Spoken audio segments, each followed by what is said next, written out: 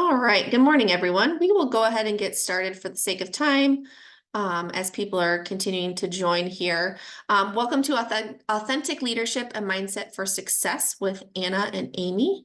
My name is Danielle Daly. I'm the Professional Development Coordinator here with the Illinois Crisis Prevention Network. Just a few housekeeping things. Obviously, your cameras are off. You are muted, so please use that chat box throughout the presentation to interact, ask questions. The Q&A is also there for questions.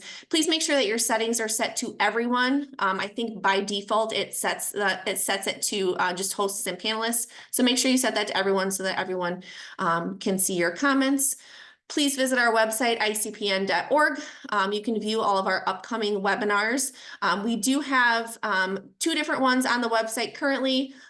May 29th and June 26th, there's a webinar regarding addressing sexual behavior. We also have a second session of the ACT-informed approach for crisis prevention, which will be on June 12th. By the end of the week, there will be another one added on mental illness, so please be sure to check that out. You can also sign up to be on our mailing list, the top right-hand corner of our website. So please do that. You can have firsthand knowledge of our upcoming webinars. Continuing education certificates, please give me about 14 days to get those out to everyone. There are a lot of people that will be joining us today. If for some reason you do not receive that after the 14 days, please send me an email. My email is right below my face here, easy access for you, but I will also put that information into the chat box. Your certificate will come to the email address that you registered with. So by signing on today, you're accounted for, and that will be the email address that you receive it. I will also send out the presentation with your continuing education certificate. So you will receive that. I will go ahead and put that information into the chat box so that you guys have it. Amy and Anna, you're up.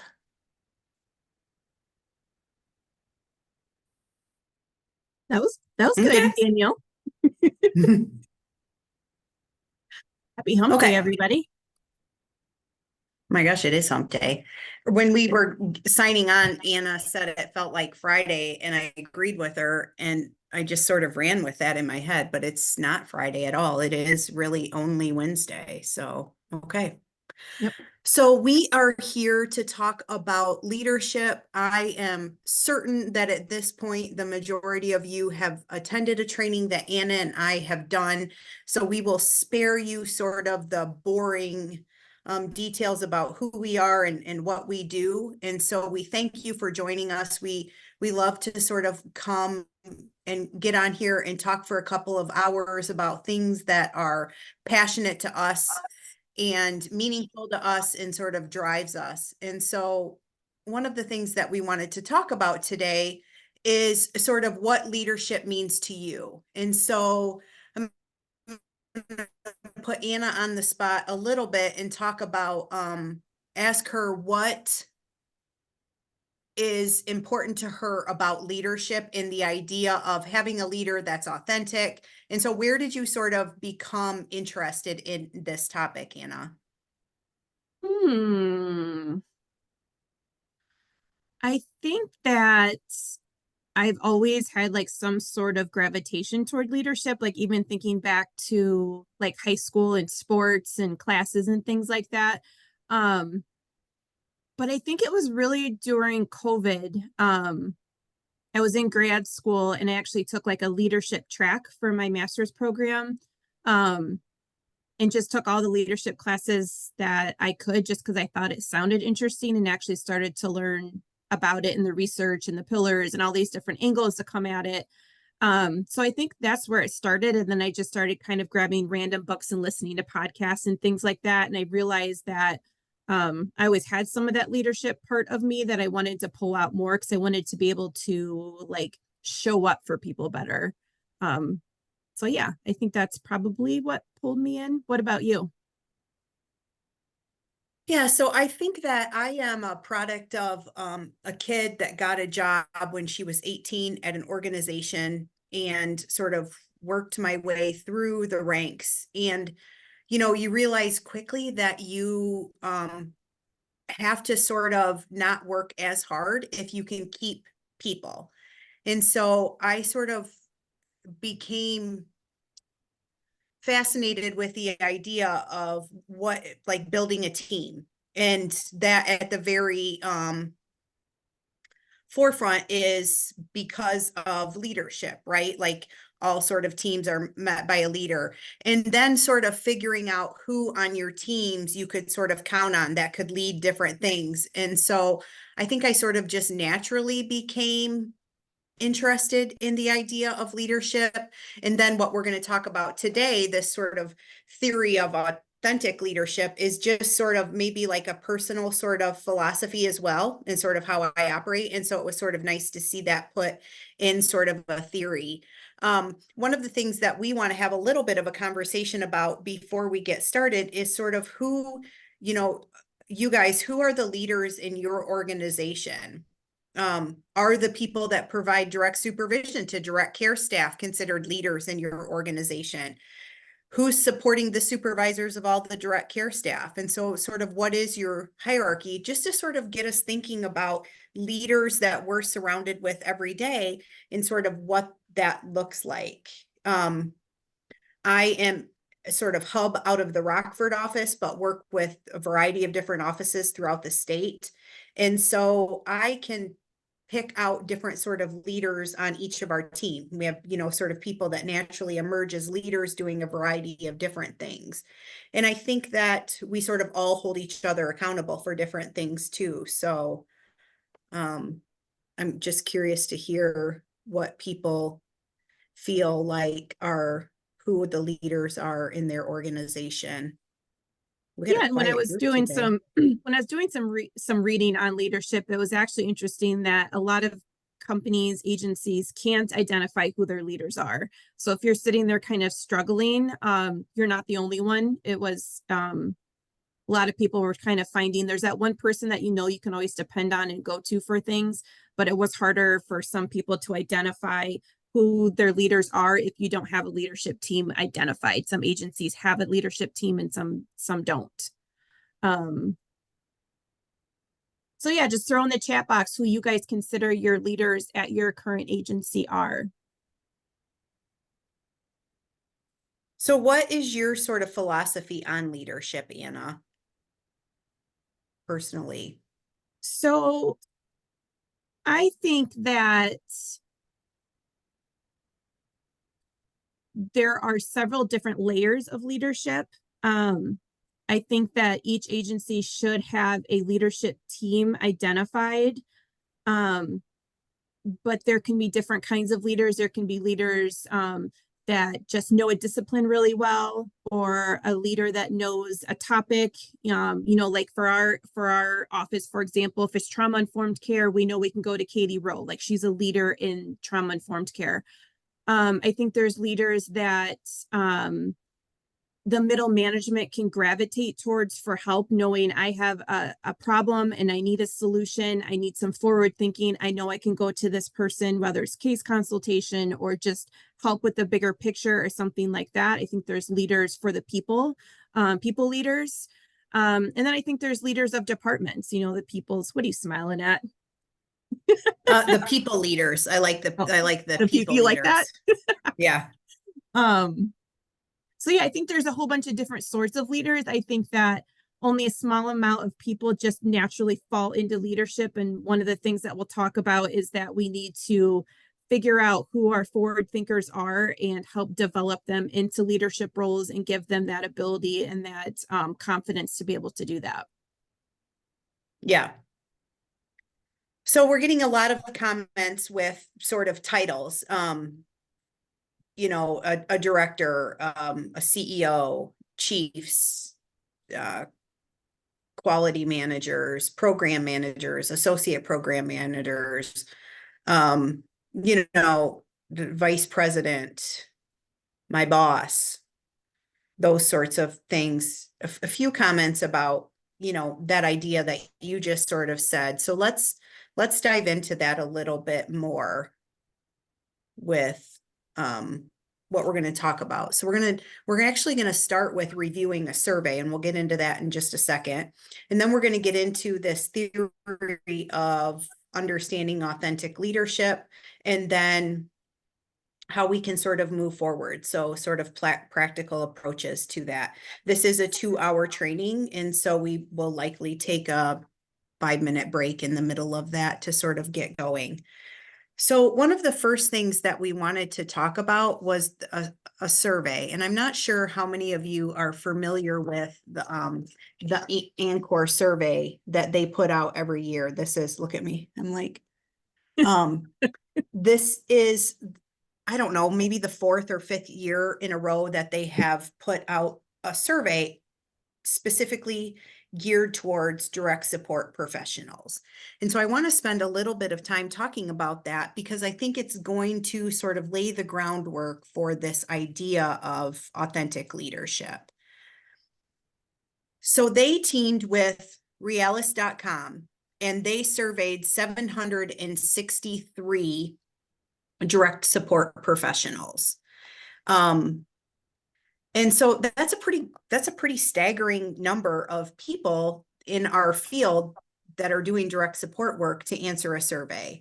And so what they did was they surveyed these direct support professionals throughout the entire country on job satisfaction, supervision, career advancement opportunities, and appreciation and recognition. And so this report is based on a survey that is geared towards those questions. And so they gave their input on those sorts of things, workplace wellness, thirst for learning, and all of those sorts of things. And so let's start with the good thing. 66% of the respondents had 5 or more years of experience. And so again, we all have those people in our agencies that we can count on, that we can lean towards.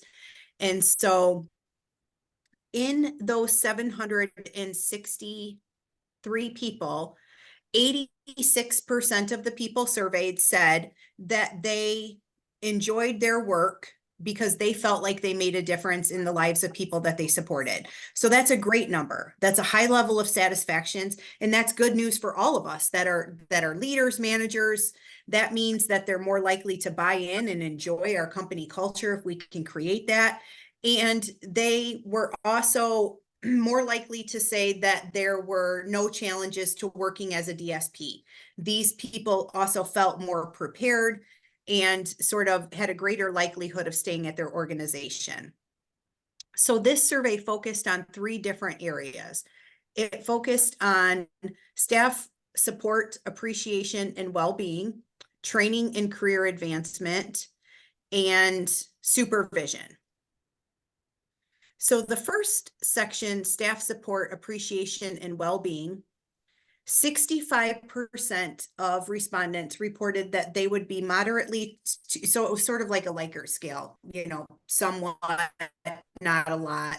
And so moderately to extremely more likely to stay with their current organization if their employer invested in their overall well-being. So if their current organization invested in the employee's well-being or overall mental health, they were 65% reported that they would be more likely to stay with their organization. And so that's a pretty high number that says that they would value some sort of program or philosophy on mental health and overall well-being. There was questions that were done about, and we'll sort of tie all of this in together as we're going through this. I just wanted to give you guys a snapshot a little bit.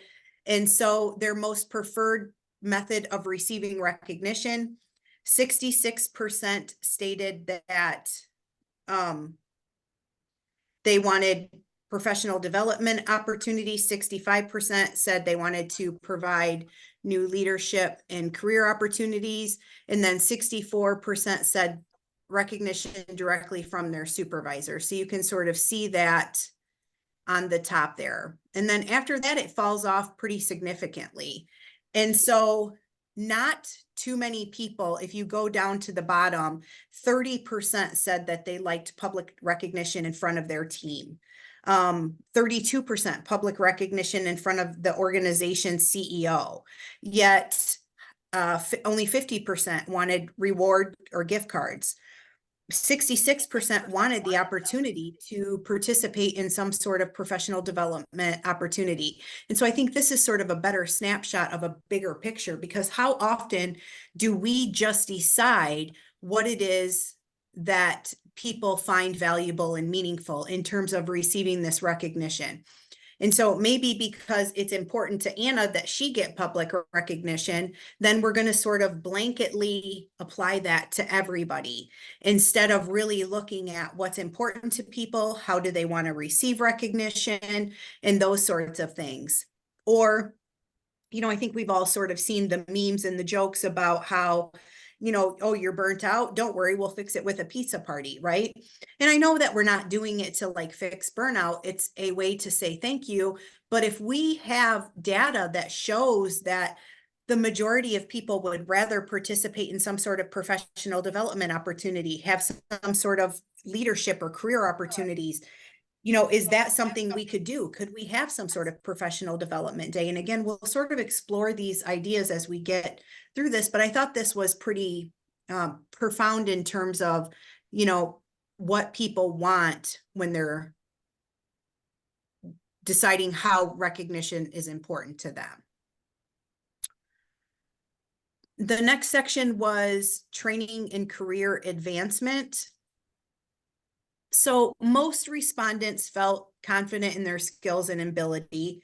About 82% reported that they felt competent in their skills. This question specifically was, how prepared are you based on the training provided during onboarding?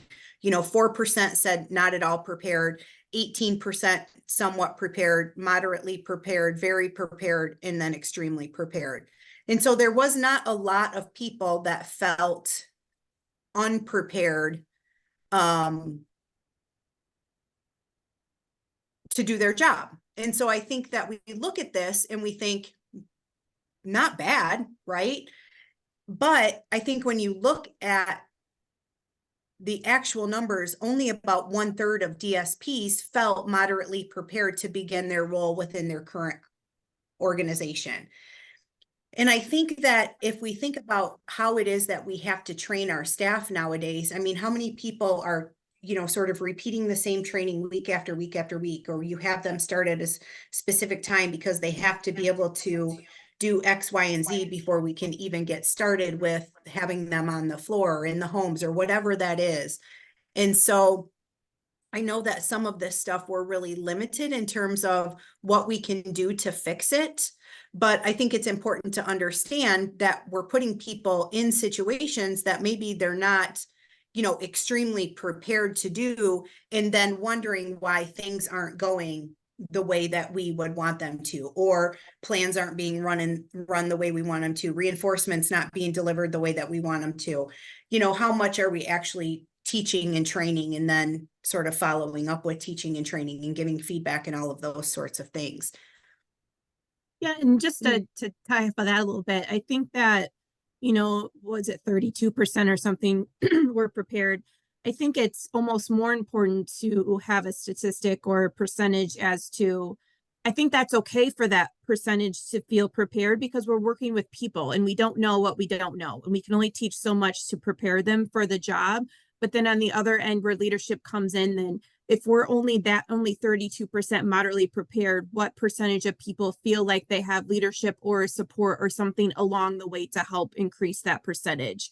So we don't expect people to be 100% prepared for any job, right? Like I said, we work with people, it's changing, it's a lot of different angles, but we want to make sure that we have that leadership team in place, that they feel supported along the way, so that can hopefully grow.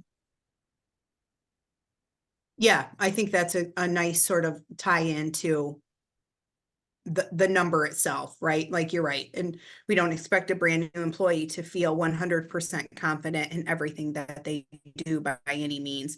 But one of the things that we see when we're sort of out in the field is that we are falling short in the training department and sort of giving people the confidence and the competence that they need to sort of be successful in the job. And some of that has to do with exactly what Anna just touched on, is maybe I don't know, but how can I find out? And sometimes people don't even have that information. Career advancement opportunities was another section that was discussed. And so, we know that the job of a DSP can be extremely tiring, both physically and psychologically exhausting. And so there's also compassion fatigue. And so to sort of offset that, we really have to focus on what it is that's important to people. And so 56% of the respondents reported that they would be very much to extremely more likely to stay with their current organization if it offered career advancement opportunities. And so when you think about the direct support professionals at your organization, what opportunities do they have to do something different?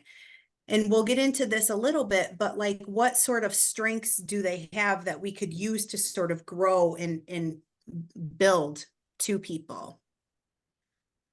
So the biggest impact on a decision to stay at their current organization, 38% reported that they wanted educational opportunities towards a degree. 32% said some sort of certificate program paid for by the organization. And then 27% wanted a professional ladder to a leadership organization. And so I think that this next slide is a little interesting because it talks about those things that we just discussed. So 38% of DSPs desired financial support towards a degree, 23% of organizations were offered that. So financial support, 32% said that was valuable, and only 14% actually offered that. A ladder to a leadership role, and this is where it becomes pretty interesting because 27% said that was valuable, and 24% of the organizations offered that. Becoming a mentor or a supervisor, only 18% of people felt that that was a desire or something that was valuable or meaningful for them. And 29% of organizations offered that. And I think that those of us that are in the world of trying to hire people and promote people and retain people probably feel that last one. There's a sort of a stigma out there about leadership as a whole and motivating people and driving people that sort of sometimes people tend to shy away from that idea a little bit. Like more responsibility, why would I want that for, however much more money, right? So I think people are sort of feeling that overall in our industry, outside of our industry, in all the places. So supervision. So what people were looking for in a supervisor. Having issues with my advance button here. So 52% of the DSP surveyed said that two of the main supervisor traits were that they showed respect for staff members and had open and transparent communication surrounding important issues. And so keep these two things in mind because these are some of the direct things that we're going to talk about with this idea of authentic leadership theory. And so 50% of people have said that they have left an organization because of a supervisor. And so I think that that's a pretty staggering number in terms of what is meaningful to people. And so if we as people that are leading are causing people to leave, then, we're going to sort of be in this consistent cycle of, turnover and stuff. And so I felt that that was a pretty high number. I have only had a very small handful of jobs in my entire life. So I'm not sure that I've actually ever left a position because of a supervisor. Anna, what are your thoughts on that 50%? I think that if we're losing half of our workforce because of a supervisor, we're doing something wrong and we need to really figure out why this is happening and fix it. We have a huge staffing shortage. So if it's something that can be fixed, there's obviously different reasons and factors and things that play into this. But I haven't left because of a supervisor, but I know how I have felt when I've had a supervisor or a manager or a leader or somebody who I was not in line with or didn't feel supported. And it feels really, really crappy. You don't feel good about your life. It kind of bleeds in all different parts. Your well-being is affected. So I get it. You know, we've all had that person that we're like, ugh, it just did not go well. So I guess I am surprised it's 50%. That seems really high, but just another reason we need to focus on leadership then. Yeah, we're getting a lot of people that are in the chat sort of saying that they have left a job because of a supervisor. And I have a similar sort of experience as you, that I've certainly had supervisors that have been less than encouraging. Certainly, you know, if we go back to the previous slide here, did not show respect for all staff members, did not have open and transparent communication surrounding, I don't even know, any issues, you know, let alone important ones. And so I think that those are certainly challenges that it's difficult as somebody that tries to be fair and just. It is difficult to give everybody the same sort of feedback, right? There's always those employees that sort of tend to work harder than others, but I certainly would not want to lose 50% of my workforce if there was something I could do differently because of it. Yeah. Yeah, I mean, people are saying it's an icky feeling when leadership doesn't care, especially when they sort of realize or are told that they are creating a culture that's toxic and untherapeutic for people to want to work in every day. Yep. Makes my heart hurt. Makes my heart hurt.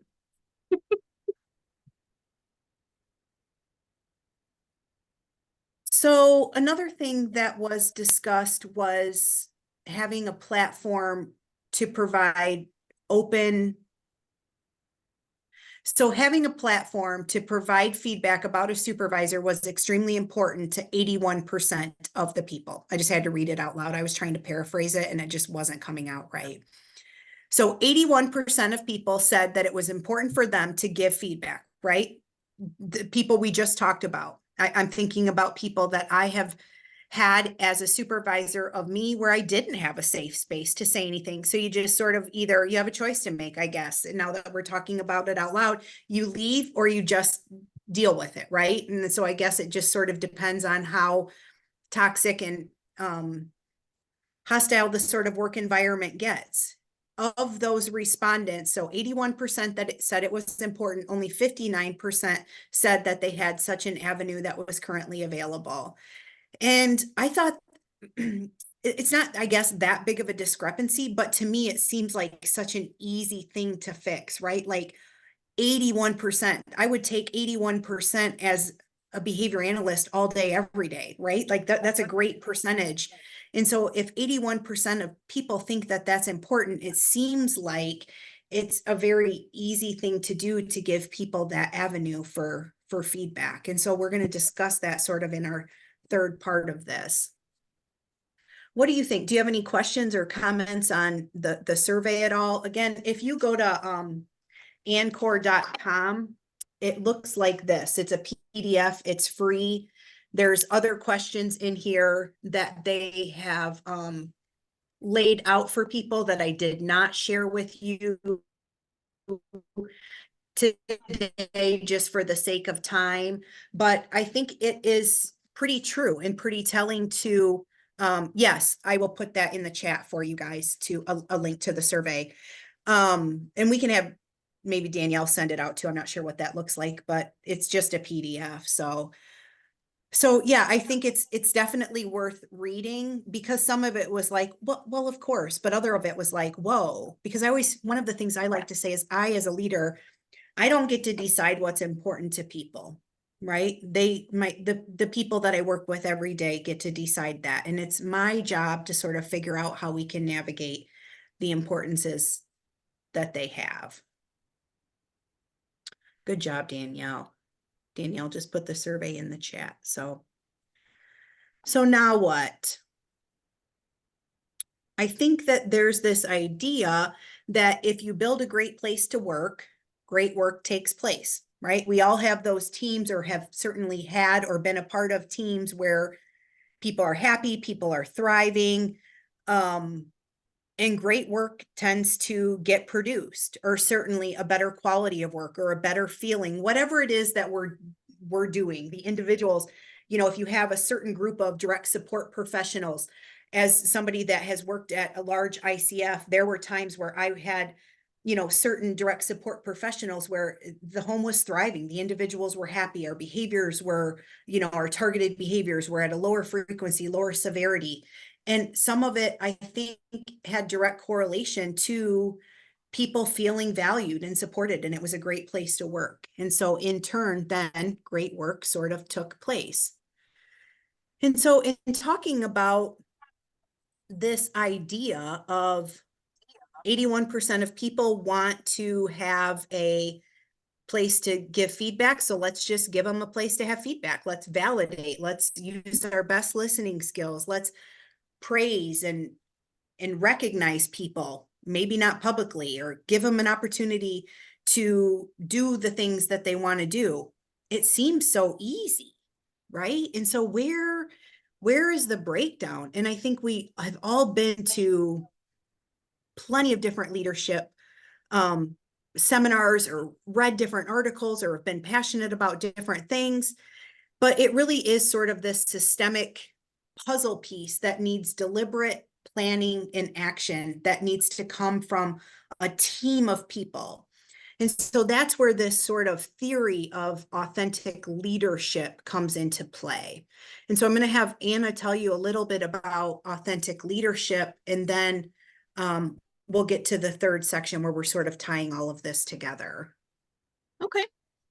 So authentic leadership, as Amy mentioned, we all have read books, articles. There's so many different angles to come at leadership.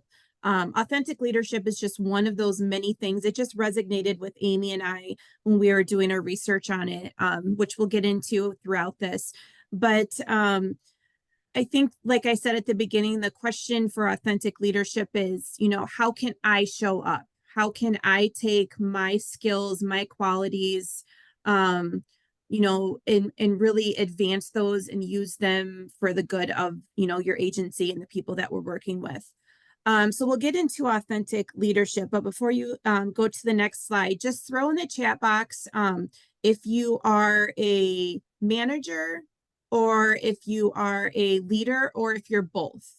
I just want to see where you guys would categorize yourself, or neither. Supervisor, leader, both, neither.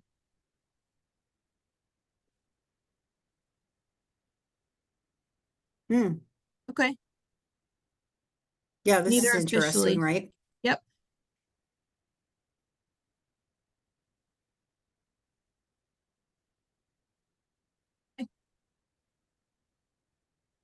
Okay. It'll be interesting too that people who say neither, once we start talking about it, maybe you do have some leadership. Maybe you don't have a formal title of a leader, being a leader, but you are serving that role. So we'll talk about that too. Okay. So what's really important to me is to talk about the difference between managing and leading. So I firmly believe that you can be a leader and not manage people. I'm a prime example of that. I actually serve on our leadership team. Leadership is very important to me, but I don't have direct reports that come straight to me. So I'm actually on the leadership side of things and not the management. So you can also be on the management side, that you have all of these direct reports and you help kind of put those fires out every day, but you don't serve that how to move the agency forward, the bigger picture of things. And that's okay too. But just identifying what the purpose of each is really important for an agency.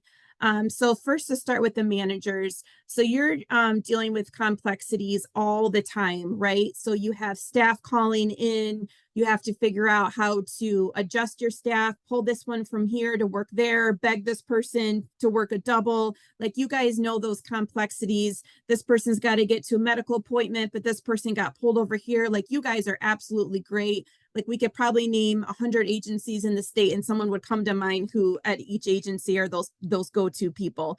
You're our chaos managers, right? Like, anytime there's a staff issue or staff are fighting or there's a guardian that's mad, anything like that, they're going to go to you, right? You're constantly on your phone, you're that on-call person, whatever it is. You kind of put that order back in place again.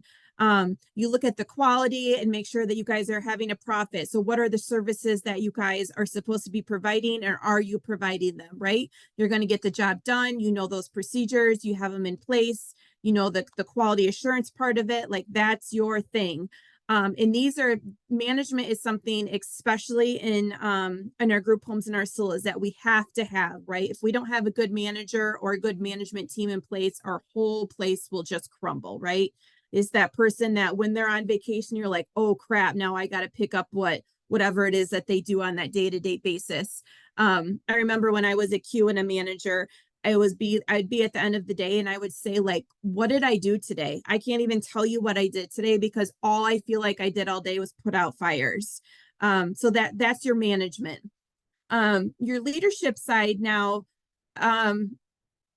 they get the buy-in of people, right? So your manager might come to you and say, I am so short-staffed, I can't get the individuals out into the community like we need. Like, you talk about well-being, you talk about exercise, you talk about community support. I just physically cannot figure out how to do it. Then it's my job as a leader to figure out this big complex problem, right? It's not right on the spot. It's not, hey, Teresa, this is what I want you to do. Hey, Pauline, it's not that. It's that, let me think about it. Let me get with my team. Let's look at all the different angles, our structure, our policies and things, and see what we can do to incentivize and things like that. So I want to drive change. I want to figure out how to empower our agency to do things different, which requires a lot of buy-in. I always say that a good leader takes a really, really high skill set in moving people around, finding the puzzle piece, and problem solving. So you have to be that forward thinker that doesn't just think the right now, but the future, right? So, you're the one sitting there and you're like, oh, there's that Calm app. Let me text my supervisor and see if that's something we can provide to our people, right? Our DSPs or our middle management, or, hey, there's Amy talked about professional development. There's the Q conference coming up. Can we have three of our, can we have 3 people go, and let's offer this as an incentive and things like that. So it's that long-term, big picture thing that takes a little bit more longer thought out process, but again, is no more important or less important than a manager. It's just 2 kind of different skill sets. So like I had said earlier, and the people who didn't identify yourself as a leader, it can be the people who lead a function. When every time you go to a quality assurance meeting, are you the one that's kind of driving what those assessments look like or what our outcomes look like? You don't have that title, but are you that person that comes to the table and says, this is what I'm observing, this is what I'm assessing? Are you the person that's mentoring? You have 2 new trainees and you don't have the title, but guess what? They're coming to you, they're debriefing once a week or every day, whatever it is, and you're able to offer those support as to how things could be done differently or providing that feedback. Are you just a senior person? You've been at your agency forever and you're kind of that go-to person that people are like, oh, Amy will know that question. She's been here for 10 years or whatever it is. And you kind of just provide that overall guidance, and to especially the younger generation or the new people coming in. So you're like a mentor. So that can be like a leader as well. And you don't have that mentor, that leadership title, but it is important to have each of these different identified positions within your company. Okay, go on. I just wanted to comment because there's some discussion happening in the chat box as well about how it can be challenging if you are in sort of a dual role to sort of switch between both roles. Yep. Um, So and my I think suggestion, that yeah, go go ahead. ahead. No, I was just going to say, I wanted to make sure that we sort of also emphasize the fact that management is extremely important in what we do. You know, Anna mentioned people that could sort of fill openings at the drop of a hat, or coordinate getting A, B, C, and D to a doctor's appointment, getting everybody else to a community day service, and then somebody staying home sick. And so those managers are crucial to what we do. Absolutely. But yeah, comment on the going back and forth between sort of the roles. Yep. So in other talks, I've talked a lot about burnout, and that's one of the biggest reason that our field has burnout is because we have to change our hats and our perspectives so often. You know, to think about, you know, as a manager, all these different things like we've talked about just a few minutes ago, you know, putting out this fire, going to fill that staff, then going into a meeting, and then coming out with the guardian. And those are all different skill sets that you have to continually change in your head. And then going home and dealing with the same stuff in our personal lives. So that's where that burnout comes in, and that really hard part about switching all the time. I have just figured in myself that I'm a happier person and I'm a more effective in the leadership side, because in that manager side, that quick, like repeated just things in and out like that isn't what fills my cup. And I have so much respect for the people that are good at the management and in doing, especially your residential middle management. You guys are just, I mean, all day, every day long. So hats off to you. I think it's really important for your agency to recognize that and know that you need also a leadership team that is not managing, that your leadership team can provide support, drive that change, and not have to worry about putting out all those fires all the time. So having some different, having more of a line down the middle, that just because you're a manager means you're a leader, or just your leadership does, or just because you're a leader means you're a manager. I think that's an old way of thinking that we have to get away from.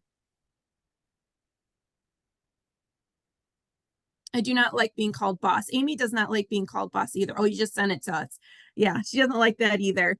So I think the girls got her like a hashtag boss lady thing for her office or something. But yes, they're her coworkers. She doesn't like being called boss. So yeah, Lisa, she hears you. Okay, so authentic leadership. So I just wanted to review the difference between the manager and the leadership, just as a segue into authentic leadership. So what really spoke to us about authentic leadership was this focusing on leadership that is genuine. I think that when I first came into the field, you know, in my early 20s, just out of college, I had this idea in my head that like leadership was what they told me I needed to be, right? So you would like sit around a table, the CEO or the vice president, or whoever would say, like, this is what needs to be happen. You write it down in your notebook and you need to go make it happen. And I feel like I was kind of confused in my first several years of being in the field because I couldn't quite fit in. You know, I've always been more of an introvert. I've always been quiet, kind of like that silent leader type in the background. I don't like to be up front. You know, so I had a hard time like figuring out like where I could be as a leader, but still be myself. So I think when we came across this whole theory of authentic leadership, that's taking what people are good at in their personality traits and just making them better. You know, it's about using what their genuine qualities about them, and how can we use that then to create a leader or to grow them into a leader. So not taking everyone and putting them in the same pool, knowing, okay, Janine over here, we're going to, you know, ask her if she would like to be a leader. She's really good at, you know, staff really trust her and she's really open. Well, great. Now we're going to have her in a leadership position where she provides the feedback and people come to her for feedback. Because we learned in that survey, right, that people want to be able to get and receive and give feedback. So guess what? Janine is now going to be on our leadership team as our feedback person. That is going to be her role. We're going to teach her how to do this. We're going to support her. We're going to do all these things. So that is something that she was already good at, right? So finding somebody else, okay, this person is really good at, getting things done, those quick things like that. Now we're going to use them to be our on the job trainer, right? We're going to put them in a leadership role to mentor our new DSPs, whatever it is. So what was interesting is that we can take the things that we love about our staff, and we can create leadership positions around what they're good at, then which in turn makes it genuine, right? It's not forced, it's not fake, it's not having to be two different people, one person inside of work, one person outside of work. And it's just another one of those switches that we don't have to completely do a full 180 switch, that's already our passions coming out in us.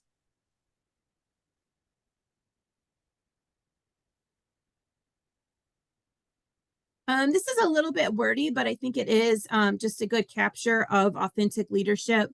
A pattern that draws upon and promotes positive psychological capacities and positive ethical climate to foster greater self-awareness, internalized moral perspective, balanced processing information, and relational transparency for the leaders with followers. So to me, like, I pick out some of those core words. So like self-awareness. So for me as a leader, and as I want to get better at leading, one of the most important things is being self-aware, taking the time to look at yourself. How can I become a better leader? Am I being transparent? Am I being a person that people can come to, or am I closed off? Being really open and self-aware of the things that I'm good at, but also the things that I need to really, really work on.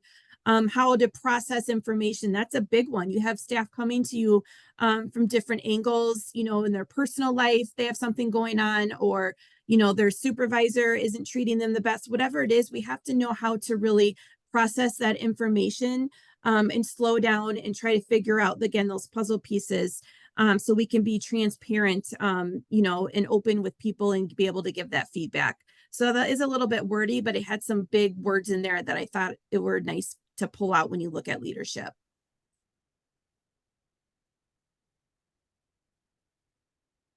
Again, here's just the definition, self-concept, and how self-concept relates to actions. So again, that's how we are going to take ourselves, our passions, our skill set, and then how are we going to relate that and put that into action? How are we going to help our agency? How are we going to help lead people, be able to provide whatever that level of care is for the individuals? So how are we going to work on that within ourselves? So our intrapersonal definition. So that's just, as a leader, one of the biggest things that you need to do if you do want a leadership position is to work on yourself, right? We can't depend on everyone else all the time. We have to really stop and look inward as to what our skill set is and what we can use to strengthen our skill set. Some characteristics of a good, authentic leader, again, is genuine. So you can tell if someone's genuine or they're not, right? So we want those genuine people that are there for the right reasons. They want to be able to provide whatever that leadership skill is that they have, and they have conviction, right? We want to find people with passion. Like Amy and I say, we're not all in this field for the same reasons, but a lot of us are here because we freaking love this field, right? Like, we're passionate. This is what we've always done. Like, we're not going anywhere. Like, we have a lot of conviction and passion behind what it is we want to do.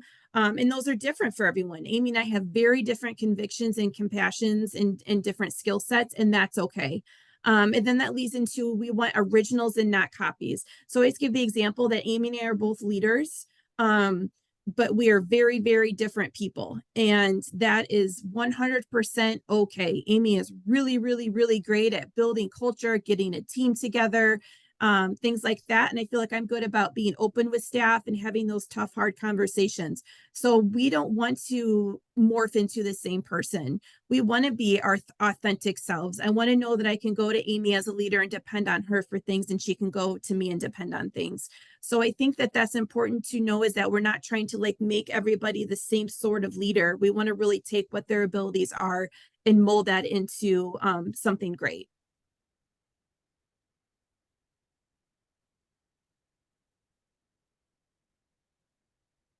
Interpersonal, so they have like one within yourself and then one more outwardly.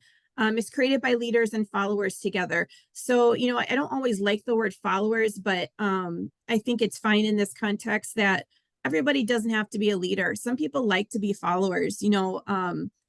my daughter, for example, she's a follower and she loves to follow. Like she likes to know the rules. She likes to have them in advance. She likes to make sure that she follows through with it. Like that guides her. And not saying she won't, she's a teenager, that she might one day be a leader, but sometimes followers, that's what their comfort is. So leadership is created by having this circle and this interconnectedness of leaders and followers. And that's what makes it so awesome is I'm giving you something and you're giving me back something. And as both of us are getting what we need from each other. And that's what makes that circle work. We need both of those that are working hand in hand. And it's when we get that split down the middle, then when that break, that is when it's not working very well. We need to look at those pieces of it.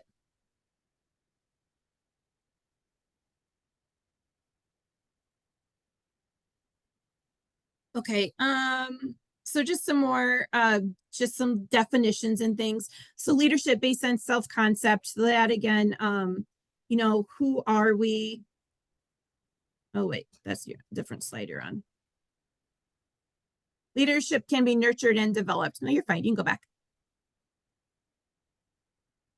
Over a lifetime. So like we said, some of us were not, didn't come into this field as leaders. It took a lot of time. It took a lot of practice. It took a lot of trial and error. And that's okay. Triggered by major life events, some people really stepped up to the plate during COVID and figured out that they are great leaders and had absolutely no idea that they were a great leader, right? So the major life events really change who we are as a person and can pull out some of those leadership, or maybe figured out you're a really good manager. You're good at dealing with that chaos in the days and the in and outs of the day and things like that. So those life events are really what are going to shape us into the person that we are and then help us move forward. So we want someone, of course, with really good qualities and strong ethics, right? I have a feeling that a lot of the people that left because of a supervisor was because your supervisor lacked some of those qualities and ethics that you needed from them. There's 4 components of an authentic leader. So those are your self-awareness. So again, like, who am I? What am I good at? What do I need to work on? What are my deficiencies? Your moral perspective, like your moral compass, like we talked about, those strong ethics, your balancing of your processing. So you're able to take all of the different stimuli in, all the different information, and process it in a healthy manner. Be that neutral, stable person. And then your transparency, right? So are you good at communicating with people what it is? Are you good at having those tough conversations? Are you good at getting that feedback and giving it? So having that person that's really able to work with the moving pieces and get everybody on board is important if you're going to be an authentic leader.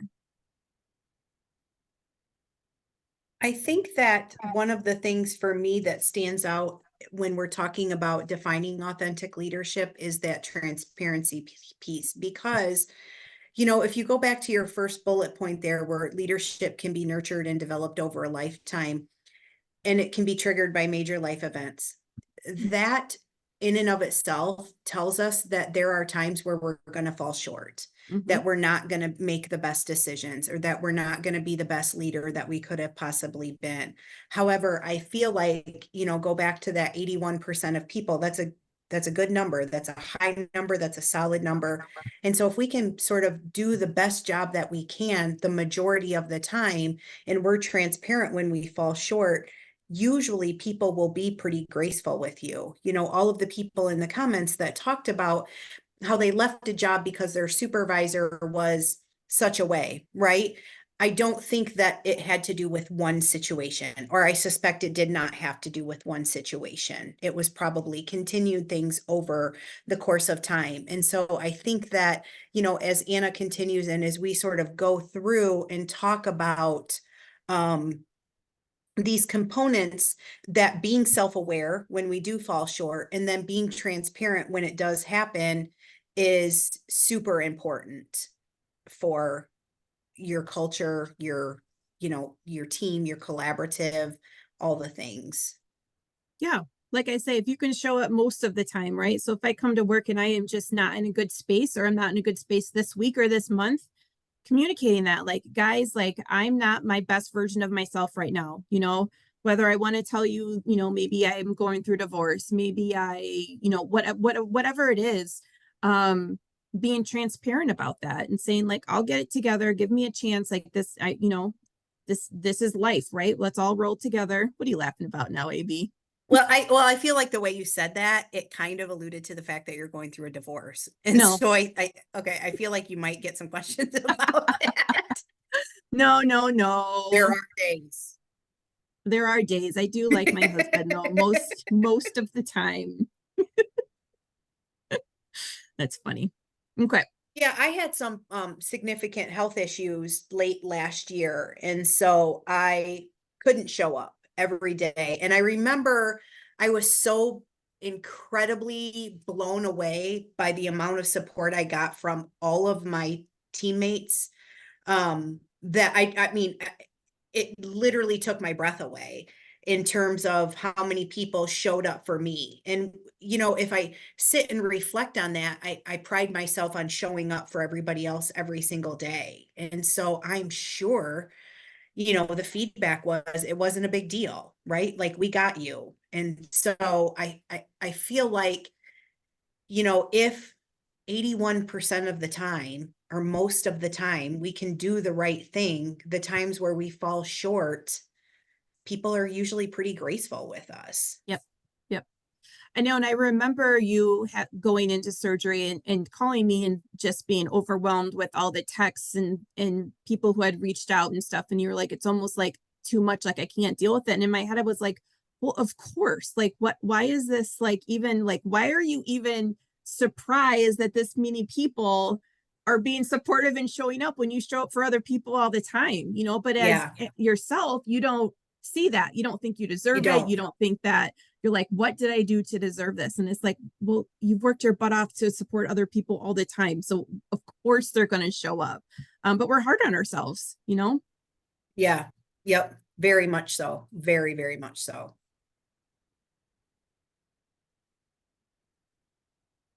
Okay, characteristics of authentic leadership. So these are things that are obviously good to have in anybody, but if you can really find these characteristics, or if you look at your leadership team or someone that you consider a leader or a mentor, these are probably some really good characteristics that that person has. So again, passion. Do they have passion for what they're doing? Or are they just showing up every day like, oh, is it Friday yet? My God. And just those negative naysayers. Like there's nothing worse than having someone in a leadership position that's going to always be negative and stuff all the time. I'm not saying you have to be all fluffy and everything all the time, but having that person that is passionate about what they're doing is really important. Values. Amy and I talk about values all the time. I always say that your middle managers are your front line to your culture warriors. So if you guys want to create a culture that comes, maybe it starts at the top, you know, people talk about, does culture start at the bottom? Does it start at the top? Does it start in the middle? Usually culture and values are identified more at the top, but our middle managers, our leadership team, our managers are the ones that are going to uphold or crumble your values. So it is so important to have your middle management have buy-in with your values, which means were they part of setting what those values are? Do they have a say in how we're going to carry those values out at our agency? Are these values important to them? You know, just the other day, we always get these value exercises, and I just got one from Danielle. Like, Amy's looking again at our values. Are they still aligning with what they were last year and the year before? If we have a new value this year, flexibility or adaptability, what are we doing to get towards that? You know, so always assessing what those are, but understanding that our values are really, really put into place by our middle management.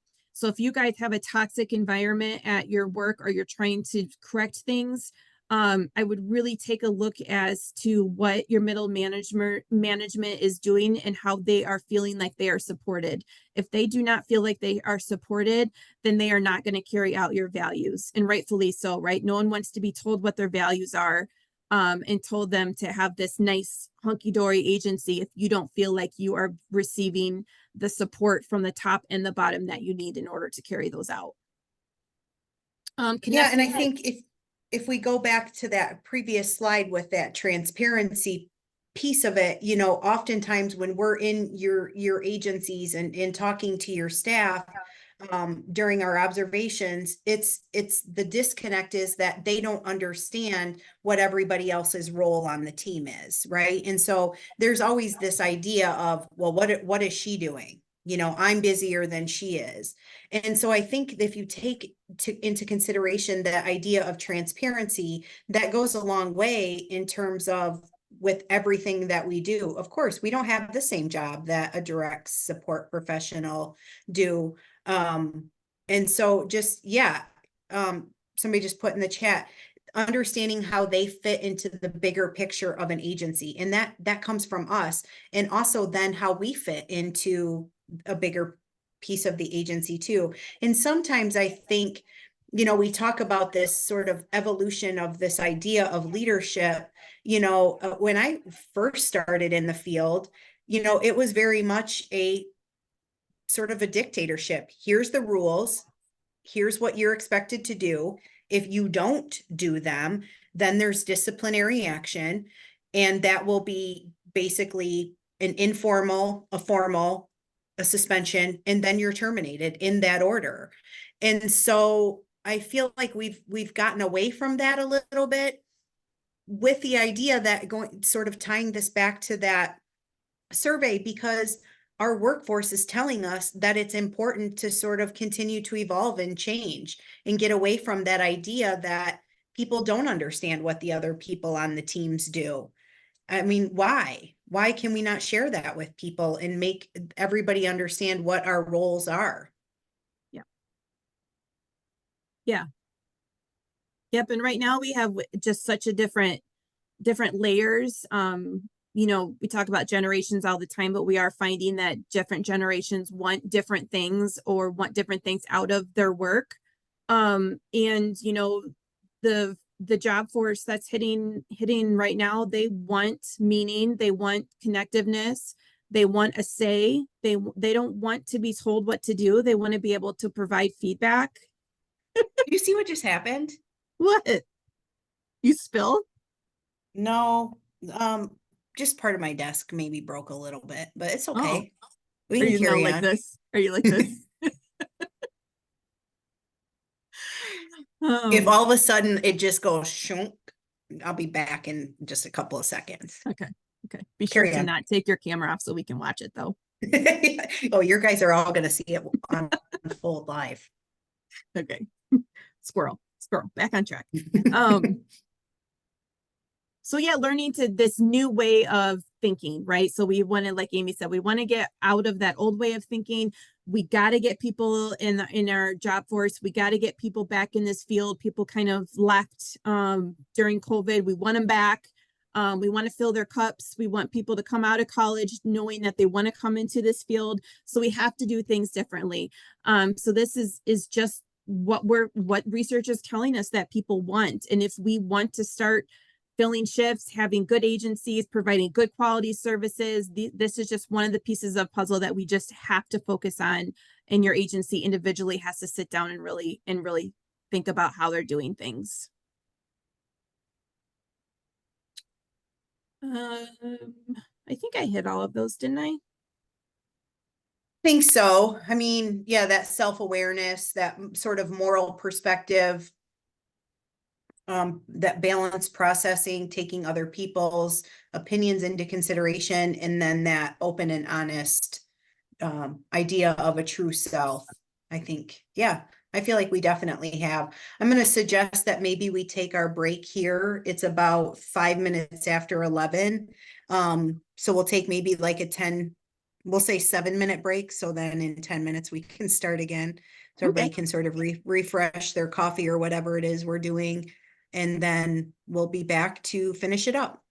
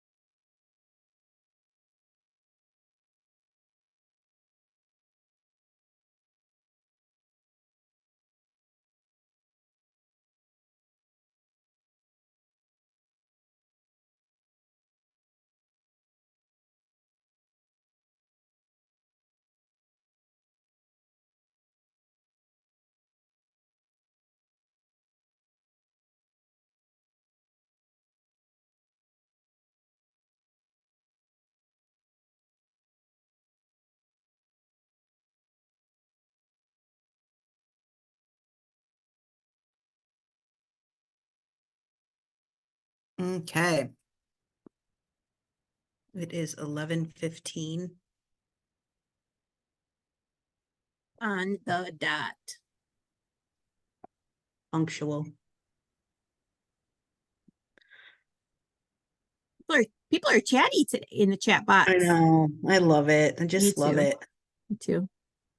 It's like we could just put a chat box up and not even talk, and we could just have it like that. We can see how the next 45 minutes go. Oh, goodness. Okay. All right. Okay. So these are just capacities. The ability for a good leader has some of these things that they're able to do. So one of them is having confidence.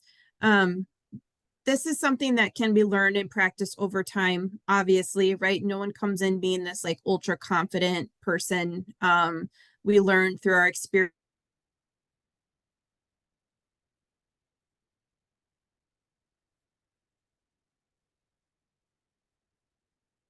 Experiences and able to present to a large crowd, right? I have just never been confident in presenting. It's something that I've always had to work on. I still get panicky before our presentations, and Amy has to talk me down. But my point is that it's something that I've identified as important, and I know I need to be able to do. And I have to work through it. And the more I do it and practice, the more confident I become in it. So thanks to Amy, I can now present. But how many years has it taken, Amy? Like 10 years? Yes. Long time. And I think that people have spoken. Becky just said that she loves to hear your voice. So Aw. mhm. I hope I didn't say that. So people are like, oh, give me good feedback. Give me good feedback. Because I really don't. I really don't enjoy presenting. I like being on here with everyone, but you know, I'm more of a in the backgrounds gal. But anyways, having that hope is next. So, do you have that ability to know that things will get better? That there's always another way to try things. You're not that person that just always gets stuck in the mud all the time, that you're able to going into the next one, have that optimism, guys, this is just a small, bend and we'll get back on track, or what can we do to get back on track, or things like that. Amy and I have done whole trainings on grit and resilience, so I feel like we don't need to talk too much about that. But resilience is a huge, huge, huge component of your leadership team and your managers. But your agency has got to be able to not only change their direction, but be able to form and mold and deal with things that are thrown at them all the time. The agencies that made it out of COVID are the ones that were resilient, right? You guys figured out ways to staff, you figured out how to keep clients safe, to keep them home and, engaged, whatever it was, you guys were resilient during those couple of years. So having that ability to have that in your leadership team is really, really important. And then like we said, your moral reasoning, what's right and what's wrong, promoting justice. I'm a social worker, so that's one of our core values. We talk a lot about promoting justice. And we want to do good for the community. We're all here for a reason. We want people with intellectual and developmental disabilities to be out in the community. That's our whole goal. How can we get there? How can we provide these supports? So we're all here for those same reasons. So that's what our moral reasoning. So we have to make sure that people are in leadership positions that have the same ethical drive as our agency and in those values of the agency. I just think one of the things we're going to talk about the strengths of authentic leadership next, and that just goes into a little bit of sort of the research that's been done and the benefits of it. But I think that, we have a first time caller. Jessica said this is the first time she's been on a training with us. And so I say that because one of the things that we always talk about is, we don't want to bore people. But I feel we did our series on sort of positive psychology, and we did a overview of positive psychology. And then we did a training on some of the components of positive psychology. And one of them was grit and resiliency. And then we did sort of how can you practically take that and move forward in your agency? And so many of these things are intertwined, like that hope. That's one of there's 4 pillars of grit, and one of them is hope, that there's this belief that things can be better, even in the face of adversity and things going wrong, that there's this idea on the other side, you know, and that moral compass piece is part of positive psychology, and having this growth mindset. And so there's so much of this stuff that's beginning to really sort of intertwined, and has proven to be effective in what we do and our organizations. And so, you know, we're not just sort of saying this, it's well thought out, and it works. And there's sort of practical applications to that, which is why we sort of keep harping on it. But I'm like, man, aren't people tired of hearing us talk about culture? And, you know, there was people in the chat box when you were presenting, Anna, that were talking about, they remind their staff every day, like, what's your why? What's your why? What's your why? And that doesn't get old. It really doesn't. I mean, that's a driving force that's getting this generation into the workforce, is the why. And so I'll get off my soapbox, but the strengths of authentic leadership. Okay. So like we said earlier, this is just one theory that just resonated with us. But what we like about it is that it creates, you know, a trustworthy leadership. We want people we can depend on, we can trust.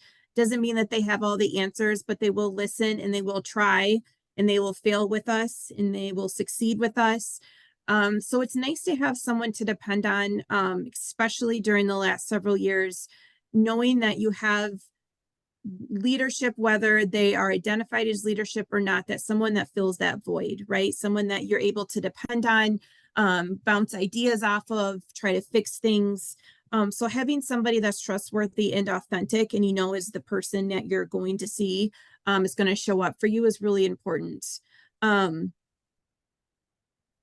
It provides guidelines. So if you guys are interested in the idea of authentic leadership theory, like I said, there's tons of podcasts, there's webinars, there's seminars, there's all these things on how your agency can have more of a roadmap as to setting your culture, getting your middle management on board, developing leadership or identifying leadership, how you guys can systematically do this as well as informally.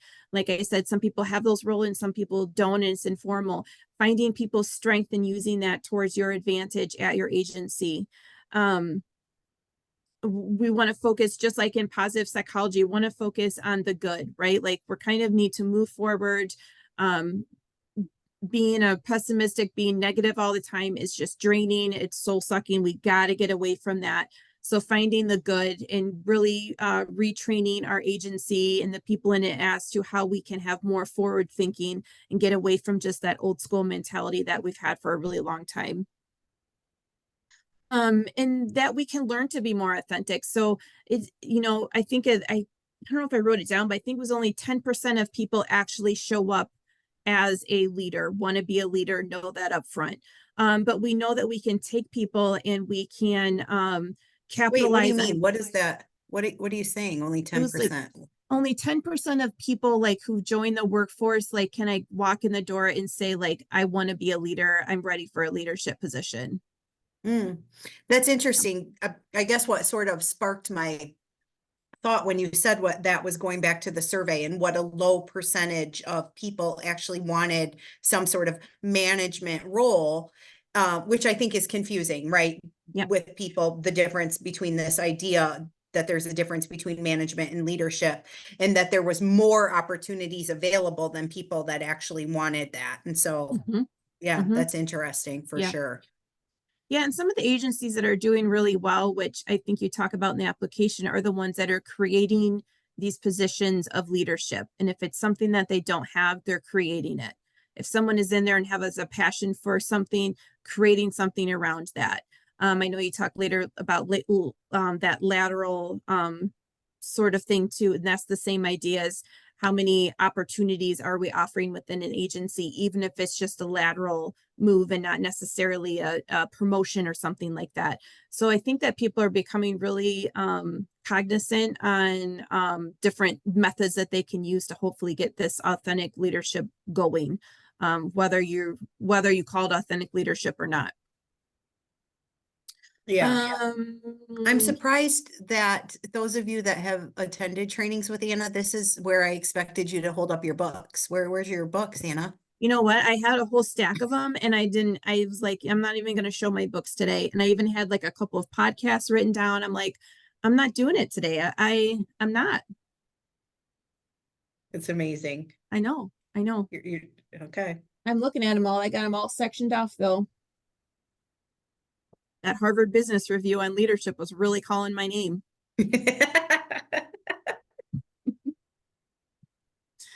And then of course, for the people that like to know, there is an instrument out there called the ALQ, which you can measure authentic leadership, and it just gives you a baseline and then you can work on different parts of it. So I think you can actually get that online for free. It's called the ALQ. Okay. No, I think that's great. I think that it is, it goes along nicely with some of the other sort of thought processes that we're trying to disseminate. And so what can we do to sort of move forward? And so we talk about this application piece and that people have the capacity to become authentic leaders, even if they're not. And that happens through that lifelong learning piece, that we're all sort of a product of things that we have experienced in life. And so I may not lead the same way today that I did a year ago because things have happened over the past years that have caused me to learn and pivot and shift a little bit. And so each new person that I'm encountered with sort of changes my values and my philosophies as well. And so leaders are always trying to do the right thing, to be honest with themselves and others, and do work for common good. And that leaders are shaped by critical life events that lead to their growth and greater authenticity. That's a hard word for me to say. And I think about some of the providers that we see that maybe have incidences within their agency or in their culture or in a group home, a bigger scale item, a smaller scale item, those sort of life events that change us and cause us to rethink sort of how we lead. I think we've all had maybe those pivotal points in our career that we were like, that ain't it anymore, and we sort of decide that we want to grow and do something different and be humble enough to say that wasn't it. I need to try harder. I fell short today. And so I just want to sort of rehash this idea of managers and leaders that we talked about earlier. And so the manager qualities focuses on the organization. And so they maintain your stability, they assign your tasks, they organize, they analyze, and they're in a position of power. And so we assign people as managers. You are the team leader of home Kleenex box, and you are, assigned to manage these people and ensure that the baths get done and that people get on outings and that dinner is served and all of the things. The leader qualities are focused on the people. And so they're visionary and they promote change and they define purpose. And they nurture, they innovate, and they have a personal power. It's not a positional power, it's a personal power. What are you laughing at? Why are you laughing at? Home Kleenex box. Like, where did that come from? I know,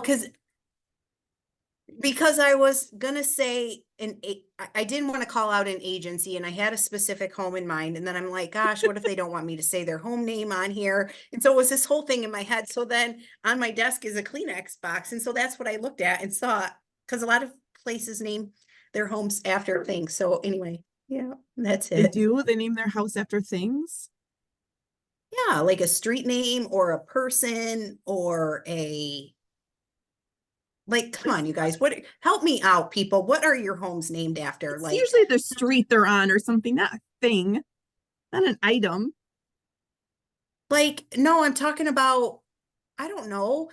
I've gone to homes before where they're like the dolphin team or the walrus team, or not just a Scylla, but This is the beauty of live Zoom. You just like in your head, you had all of these thoughts that came out that like within seconds, no one even knew were like going Yeah. circling. And then it's like it comes out and it's diarrhea of the mouth and it's too late now. We can't come back. So now No, and people are breathe. saying it's definitely not a Kleenex box.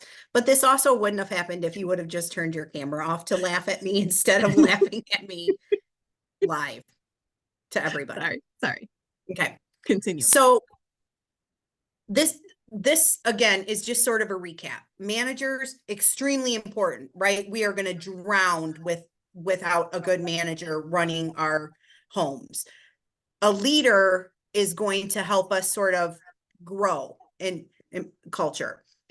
So the idea is that we need to sort of learn to build networks of people and drive these relationships to change. And so, you know, Anna talked earlier about this idea of leadership is not necessarily being the same as your managers. And so if you go back to this slide here, we have managers and we need managers, but we also need leaders to sort of drive people and promote change and define purpose. And so leaders sort of are these networks of people that we need both, and we need them to work together. And so I think the example earlier is that, you know, managers sort of identify a problem. What was the problem you proposed? That they were having issues getting people out into the community for a variety of different reasons. And so then you would take that to your leadership team and they would sort of create and innovate ways to do this and possibly get people on board. And so this idea of building networks is how we can get people sort of plugged in and sort of interacting and working together. And so one of the things that we see in what we do every day is that a lot of agencies, this is a missing piece, that there's sort of a divide between a manager and a perceived sort of leadership team. And the leadership team isn't necessarily doing these sorts of things. They're not promoting change. They're not defining purpose. And so these ideas and these problems that we have are sort of sitting at the table with no solutions in place. So good leaders motivate, good leaders work to make work important to people. And so again, we talked about this idea that we as leaders don't get to decide what's important to people. Our workers, our employees, our coworkers, the people get to decide what's important to them. And so we, as good leaders, try to involve everybody in creating and living out this mission of the organization. And so we define what our mission is, and then we sort of disseminate that. Here's what our mission is. Here's what our values are. You know, come join our team. And it helps, gives people this clear path about what we're doing. And so it gives also people some control, and it allows people to sort of recognize and reward success. And it encourages us to understand what's sort of happening in the trenches, and then encourages listening with people too. And so we have to be aware of what people are saying is important to them. And so the bottom line is that work really has to feel important. And so there is a ton of research out there. You know, we've done trainings on this sort of idea of what's motivating people nowadays. What is this, you know, new generation of people that's joining the workforce now, this Gen Z, what's important to them and what's motivating to them. And so one of the things that's motivating to them is that they have much higher job satisfaction when they experience meaning in life. So think back to the survey, there was 69% of people said that they felt value in their work because they made a difference in the lives of the individuals they serve.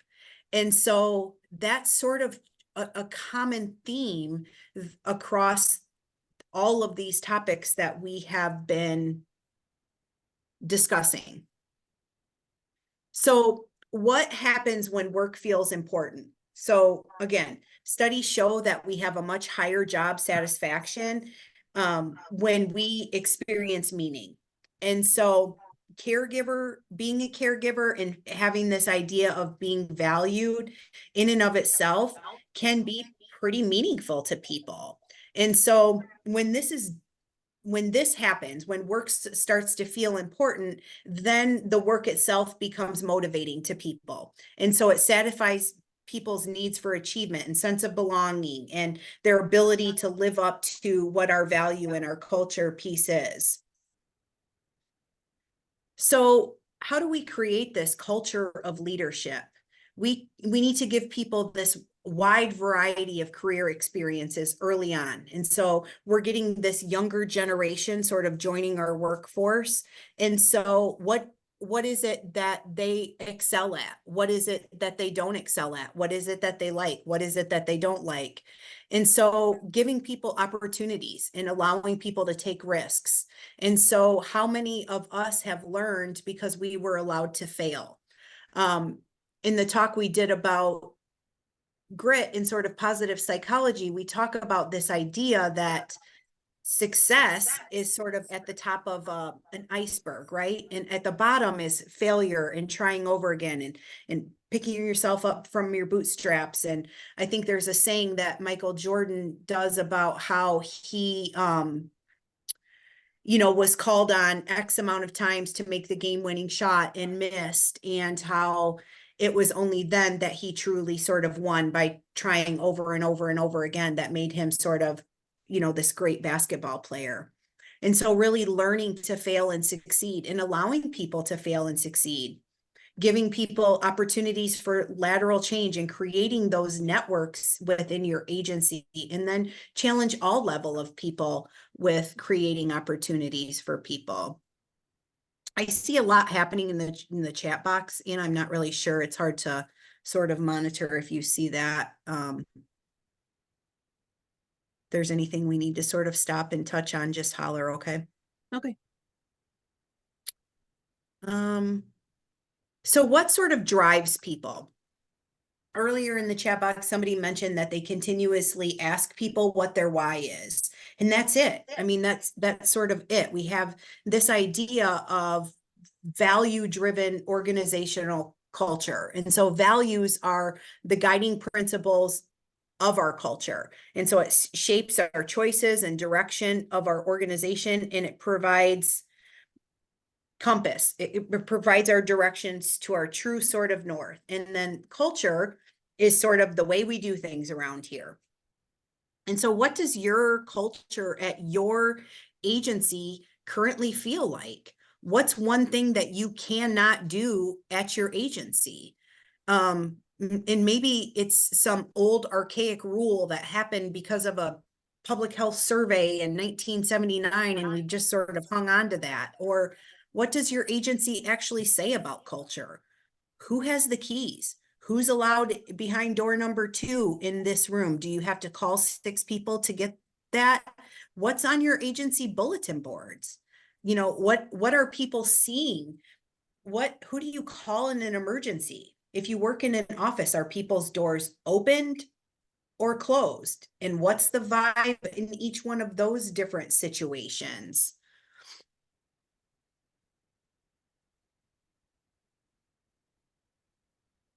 And so I think that if you really sort of stop and pause just on these sorts of things, right? Like, what is it that your sort of culture looks like? What does it feel like? And really think about those things that you cannot do. Are those truly barriers to having a value-based culture? Are they sort of impeding your ability to be this authentic leader? And so go back to the idea of the I forget what we called them, I don't know if they're core values of authentic leadership. They were part of a definition, but anyway, it was like purpose tied to passion, behavior based on values, connected in relationship, consistency built on this idea of self-defense, and passion from the heart.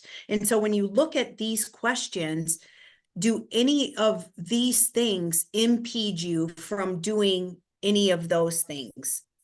And so really just sort of think about that. So we're going to talk about three different things. One of the first things is building your support team. And so we talked about creating these networks of leaders. And so we have to have strong relationships to build perspective. And that starts at the top all the way down to the bottom.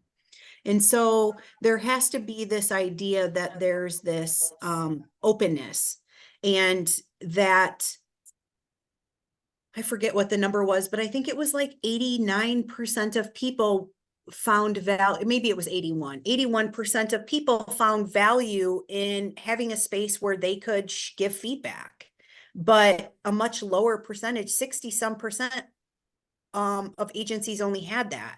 And so really providing an area where people can celebrate in times of success, but that you can have a growth mindset in times where you're not successful. And so maybe you try a different way to get the laundry cart put away. And what's the worst that happens? It doesn't get put away for a shift, and then you go back to the drawing board. And so really sort of picking things that allow people to be a leader and help them in solving problems and being part of the solution. And I think these things tie together to create this space that people can sort of be their authentic self. They can take chances, they can build relationships and use skills and talents to our advantages. And so I think it's more likely to be exhausting, and it's going to be more natural when we can be our authentic selves and not be molded into this idea of what a top level wants us to be.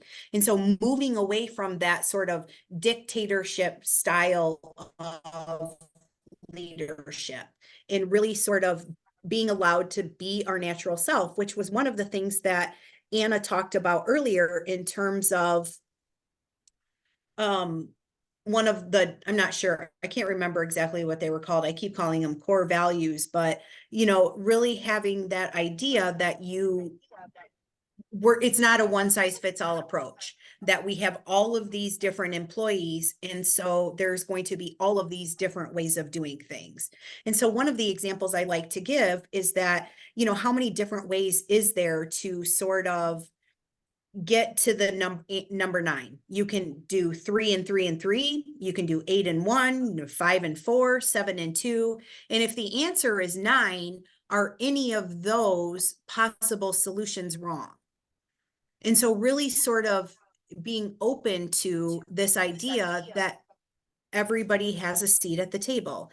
And I think that there's times where, and I'm sure we have all worked with people that it may be we say on paper that the answer is 9, but if you didn't say 7 plus 2, then you're wrong, right? And so really allowing people to bring different perspectives and listen to different perspective. And then have teams that have similar values, but maybe different experiences, and being respectful of that. Having a diverse team, because that also challenges our thinking. If we hire people with a wide variety of backgrounds and we're respectful of everybody's backgrounds, because that's sort of how we got to where we are today, then that allows us to have that many different perspectives on our team. And so if we set up environments with shared spaces, promoting integration, and then allowing people to sort of cross-train and be aware of different departments, I think that says a lot about sort of promoting this idea. Do you have any thoughts on that, Anna, before we move on to the second one? Yeah, I'm looking in the chat box as you talk about culture and that sort of thing. And a lot of people are talking about how their culture and their agency is changing, and how like new leadership has come aboard, and how this can be really hard. And I guess I say to that is change is hard. I guess I would rather you guys be talking about leadership coming in and changing things versus saying that you've sat stagnant for 20 years on the same values and culture and nothing has changed and you're not adapting. and show grace. I mean, it might take the leadership team time to identify what, the values are, what the culture is going to look like. And maybe they get it wrong a few times too, or maybe you can become part of that change in that leadership to be able to provide that perspective. I hope that, it goes in the right direction and it doesn't go into the toxic part, what some people are talking about.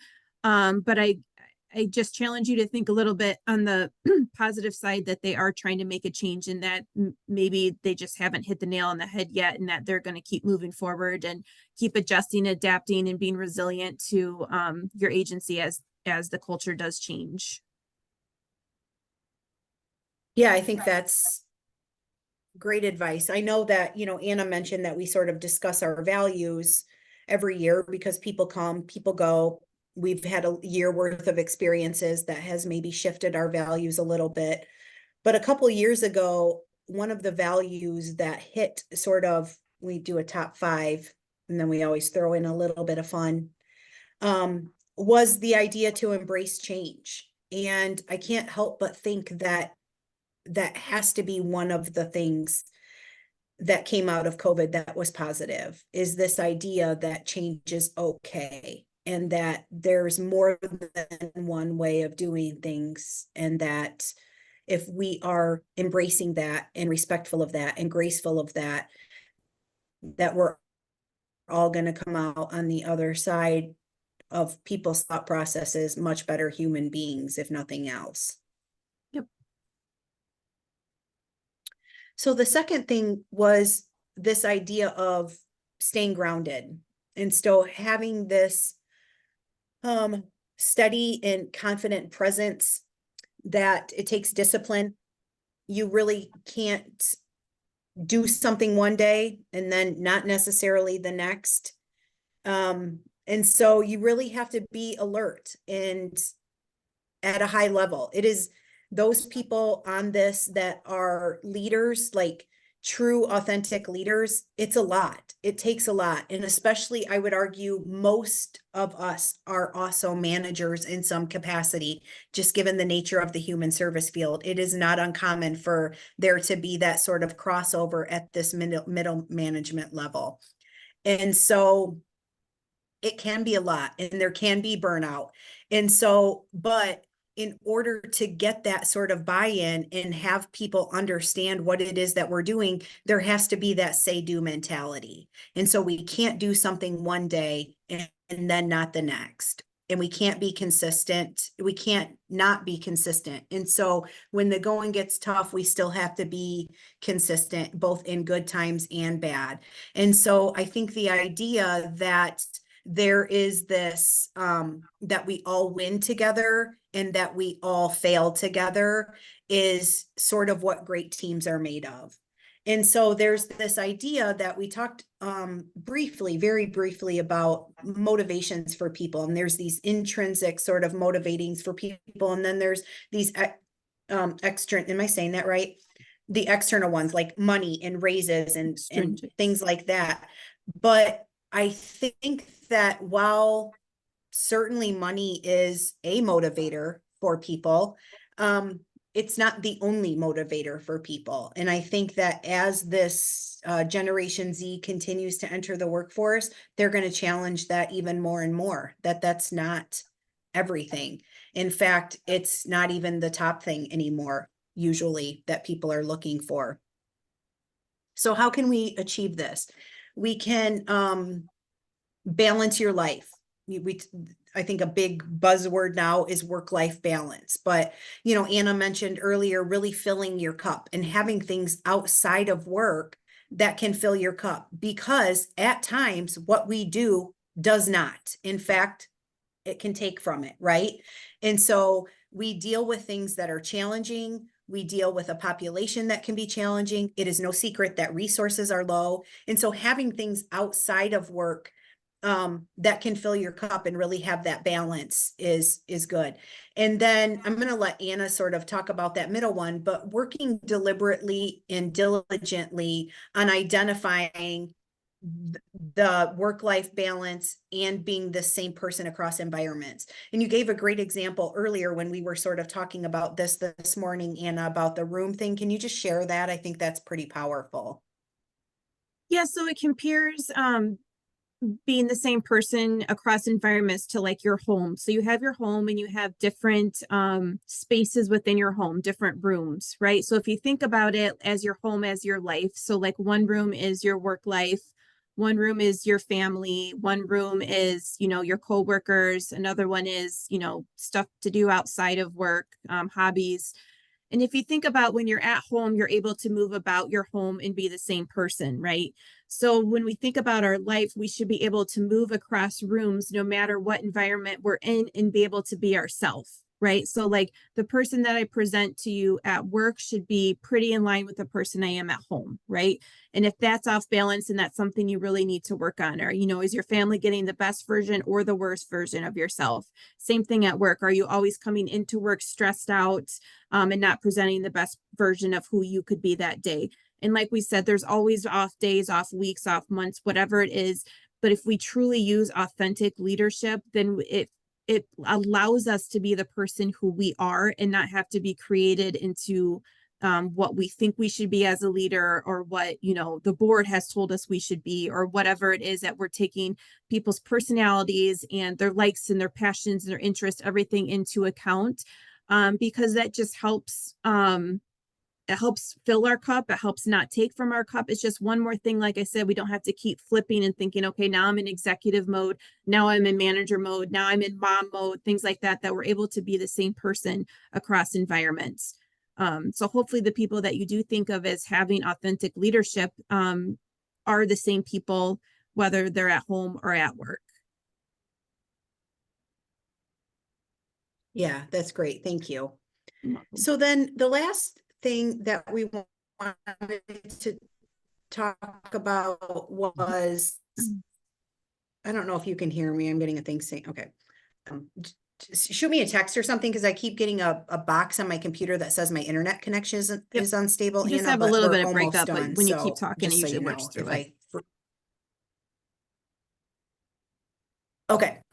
So this idea of authentic leadership is really one of the only ways we know that we can create and sustain these long-term results. And so creating this culture of sort of empowering others is a way to sort of grow leaders in your agency. And so one of the things that we've touched on throughout our training is that you sort of put people in positions of leadership that they're good at. And so there's agencies that we work with where, you know, you have somebody that's really good at crisis intervention. And so now they're the director of crisis response, or and so really sort of catering to this idea that not everybody is the same.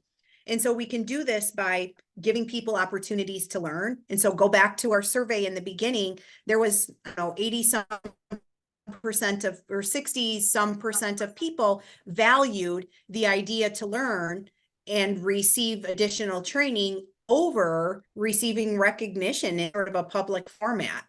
And so, do a similar survey, look at the survey and do a similar one with the folks that you're working with. Let people in on that problem solving. It doesn't have to just be this closed door meeting where we come up with a solution and then we go back to the team to sort of dictate what's going to happen.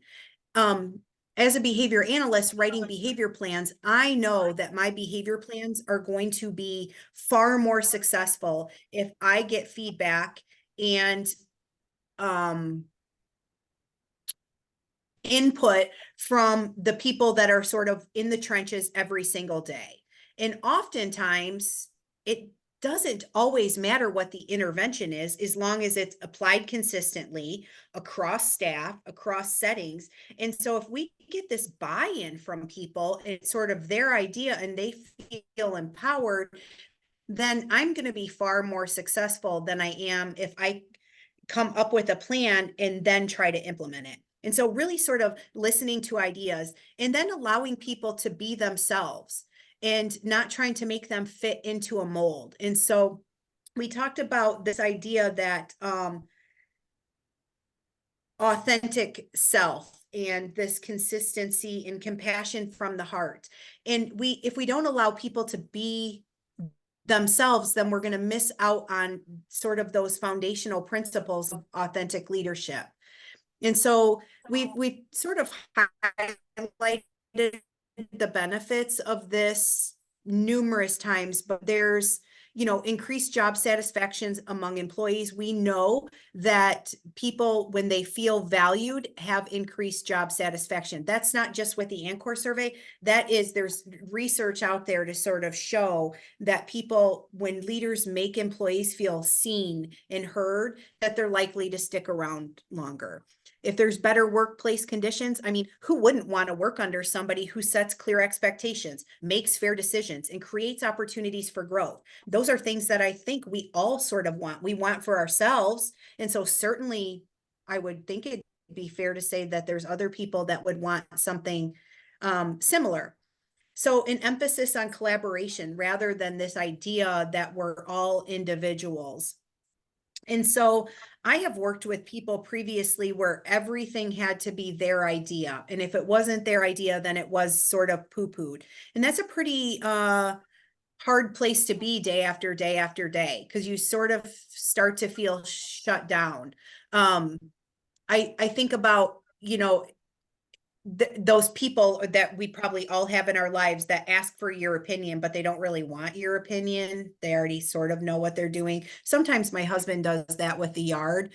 We're in the process of landscaping it, so he'll ask me like where a certain like shrub or something should go, and I'm like, are you asking, or are you just sort of, because I don't need to give my opinion if you're not going to listen to it. And so really sort of thinking about that in what we do at work, if we're asking and getting, you know, the direct support professionals involved, taking into consideration what it is that they are saying, and if we can implement that, do it. So having this collaboration rather than individualism. And so it's often overlooked, but connecting work, it really does have positive outcomes on your entire group. And so when employees are given positive working environments, they have more mental space to solve project challenges, which then leads to this higher level of inspiration and creativity and productivity. And we see that all the time in the agencies that we're in, that if everybody has an equal seat at the table in an equal spot at on the bus, and we're all going in the same direction, those agencies tend to be thriving in the adversity that we're all sort of facing.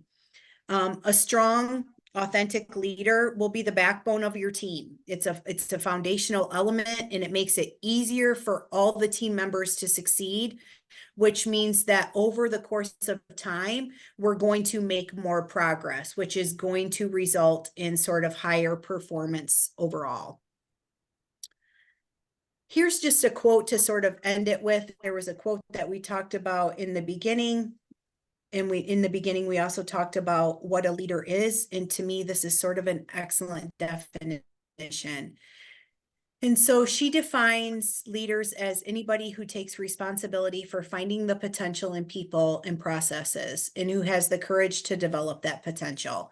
And I think that last part, having the courage to develop that potential, is oftentimes where people can get hung up. And so I encourage you to, you know, take the information and think about it a little bit. If there's any takeaways that you have from, you know, today, that you can sort of discuss with your team and really talk about, you know, your behavior based on values, that connective in relationships with each other. You know, we're all sort of in this together, and there's consistency and that compassion coming from the heart. And so thank you so much for allowing us to talk to you for 2 hours about something that is valuable and meaningful to us, and sharing your sort of stories with us as well. That Thanks, is guys. all that we have.